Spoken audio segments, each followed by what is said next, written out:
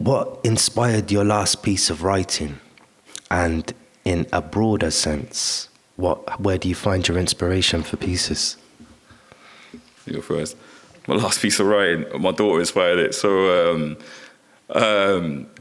she asked me, so the school run's quite messy, innit? So my daughter, trust me, man, different. See, my daughter, like, she knows we have to get ready, do this, do that. She knows what she needs to do. But it should be there for like an hour doing something completely different. You can tell her, put your shoes on.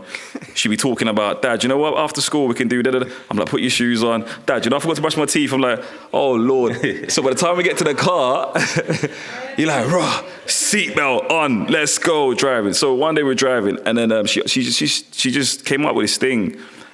She asked me, said, Dad, you will never leave me, right?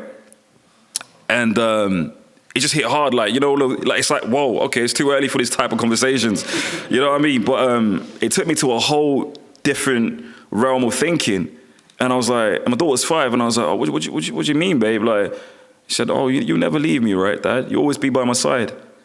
And coming from the trauma that I've had, you know, and I was like, wow, this is deep. So I ended up writing a poem about it, you know. But what I did at that moment, because I didn't know how to go about and having that conversation with her, so I just put on, what's that song called? You don't know about Brew? No. What's that? From I Am Brew.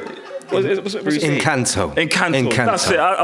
Encanto iTunes playlist. Put that song on, and she forgot about the question. And then because I didn't want to say anything that was traumatized or be too deep. And you know, I was like, we'll speak about it another time. And So I wrote a whole poem about it. One day she'll be able to sort of like look back and read it and feel like, okay, Dad answered my question here. But yeah. My boy loves that film. He's mad about it, isn't it? Right, okay. I was actually going to kind of tell a little white lie, because mine's not as cute or as funny as that. It's not, and I was going to go back a couple poems.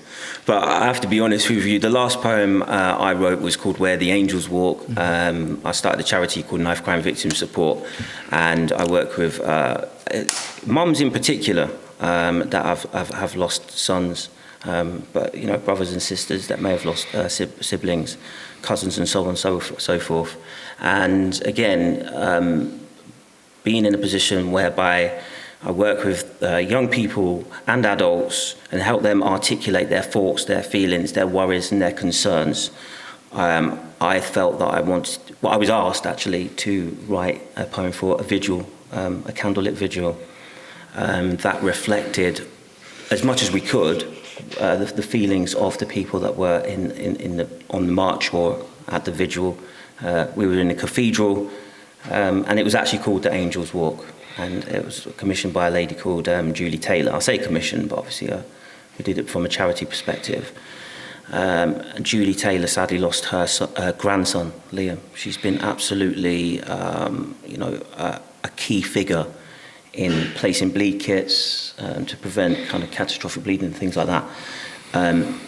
But she has almost got this matriarchal position in that she helps and supports others.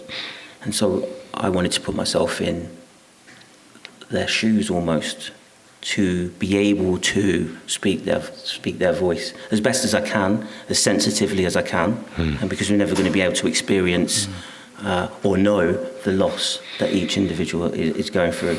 You know, I'm sorry, I apologise for the tone of that, but that is the last one. And so it talks about, you know, picking up pieces of clothing and the smell and actually losing the touch with that smell, because, you know, it's gone over time. Or how I felt, you know, when I first heard what had happened on a particular day.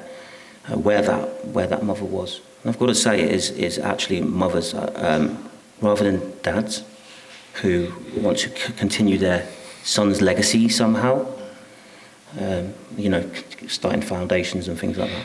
So that was the last piece I wrote, Where the Angels Walk.